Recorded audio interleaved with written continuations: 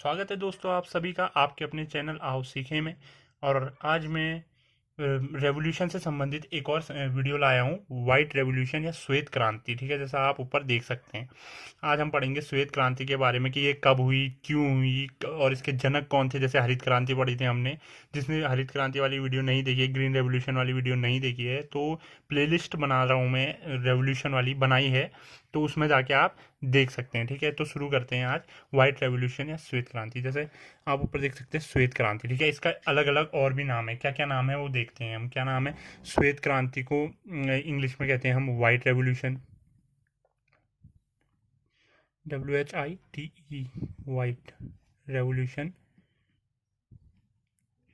या इसे हम कहते हैं सफ़ेद क्रांति भी कहते हैं, सफ़ेद क्रांति। या इसे एक और नाम से जाना जाता है, क्या? Operation flood. ठीक है,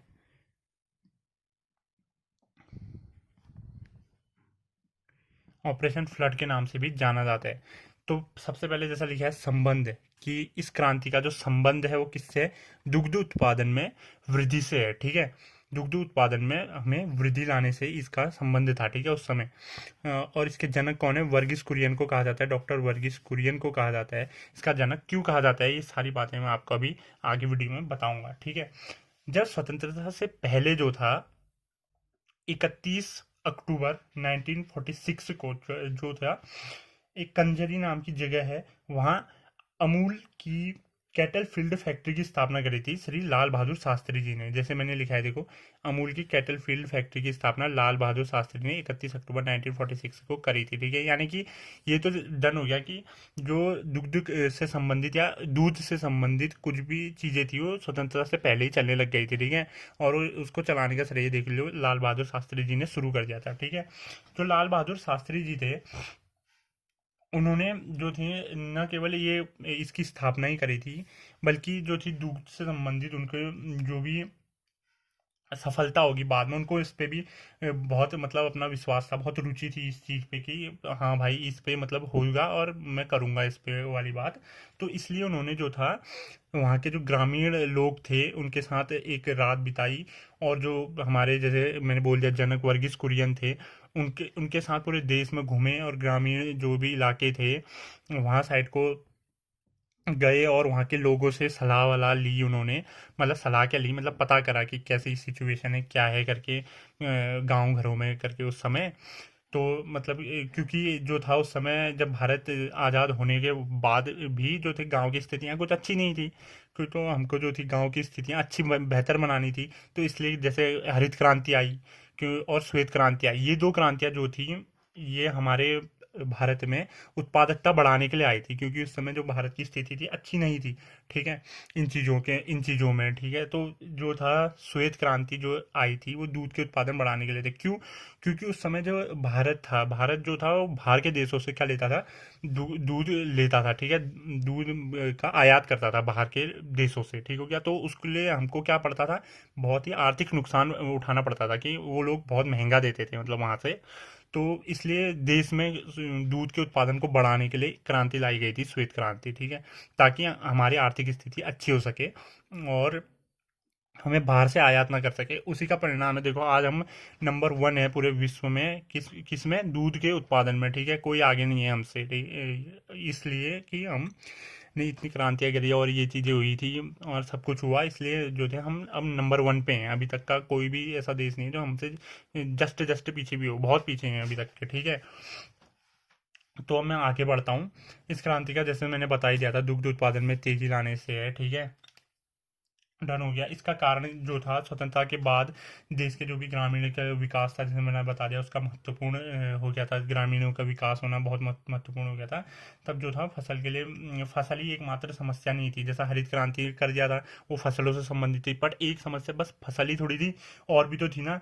दूध उत्पादन में भी तेजी लाना जो था जरूरी था, क्योंकि दूध उत्पादन में देश जो था हमारा पिछड़ रहा था। ठीक है, इसलिए जो थे ये क्रांतियाँ लाई गई ताकि हमारे देश की हालत अच्छी हो सके, आर्थिक स्थिति अच्छी हो सके। ठीक है, तो मैंने बता ही दिया आपको, लाल बहादुर शास्त्री जी ने पहले से शुरू कर दिया था, 1946 में ही कर दिया था ये चीज़ें। और जो था कुरियन, वर्गीस कुरियन जो थे हमारे, उनके साथ देश में घूमे थे वो। और किसानों के आर्थिक तरक्की समस्याओं के बारे में उन्होंने डिटेली इसी जो यात्रा करी थी उन्होंने पूरे देश की, किसके साथ, वर्गीस कुरियन के साथ जो यात्रा करी थी उन्होंने, उसके परिणाम के स्वरूप ही किसकी स्थापना हुई थी, एनडीडीबी, नेशनल डेयरी विकास बोर्ड की स्थापना हुई थी। इन्हीं यात्राओं के बाद, इन्हीं चीज़ों के बाद, मतलब माना जाता है कि इसी यात्राओं के बाद ही एनडीडीबी की स्थापना हुई थी। ठीक हो गया जो था। अब देखते हैं कि ऑपरेशन फ्लड की शुरुआत कैसे कैसे कहाँ कहाँ किसी स्थान से तो हुई, मतलब किसी तरीके से तो हुई होगी ना, वो देखते हैं। ठीक है, विश्व में बात करेंगे हम कि विश्व में कैसे हुई थी। देखो क्या था, जो था जुलाई 1970 के दशक में थे, क्योंकि 1970 से ही हमारी जो थी क्रांति की शुरुआत होने लग गई थी। ठीक है, जुलाई 1970 में जो था यूएनडीपी, जिसको नहीं पता है तो यूनाइटेड नेशन डेवलपमेंट प्रोग्राम हुआ इसका फुल फॉर्म। ठीक है, यूनाइटेड नेशन डेवलपमेंट प्रोग्राम। ठीक है, इसने, और एफ ए ओ, अभी एफ ए ओ क्या है, फूड एंड एग्रीकल्चर ऑर्गेनाइजेशन है। ठीक है, इसने जो था टेक्टिकल असिस्टेंट में, इसने जो थे, इन दोनों ने मिलकर टेक्टिकल असिस्टेंट में जो था जो ऑपरेशन फ्लड की शुरुआत करी थी इन्होंने, हल्के फुल्के टच में ऑपरेशन फ्लड की शुरुआत करी थी।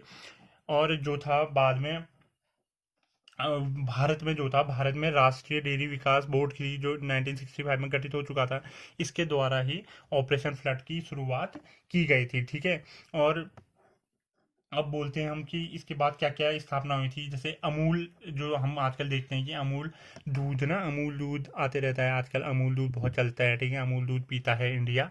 तो अमूल की स्थापना किसने करी थी, अमूल के संस्थापक हुए हमारे कौन, वर्गीस कुरियन। ठीक है, वर्गीस कुरियन ही हुए हमारे,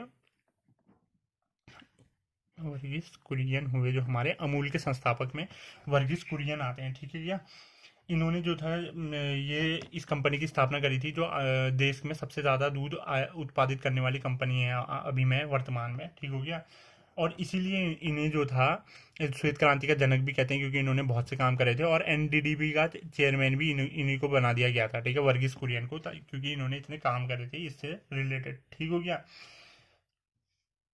अब आगे बढ़ते हैं। जो श्वेत क्रांति थी वो 3 चरणों में हुई थी। ठीक है, एक ही चरण में नहीं हुई थी। पहले जो थी वो थोड़ा थोड़ा करके बढ़ाने की सोची थी कि हाँ ऐसे बढ़ाएंगे तब चलेगा करके।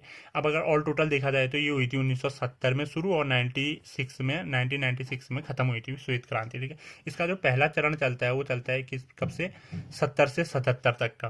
कुछ खास नहीं है, खाली चरण ही चरण बता रहा हूँ, इसके अंदर अंदर कुछ खास है नहीं। ठीक है, और जो दूसरा चरण चला था 1978 और 85 तक का। ठीक है, जो और लास्ट चला था 85 से 96 तक का। और ये पूरी क्रांति इनमें कवर हो जाती है 3 चरणों में। ठीक है, और ये याद रख लेना कि 3 चरणों में चली थी और कब से कब तक चली थी, ये देखने। अब विश्व में सर्वाधिक दूध उत्पादक देश, ये तो सबको पता ही है, जैसे मैंने ऊपर बता दिया, भारत है। ठीक है, आज क्योंकि बहुत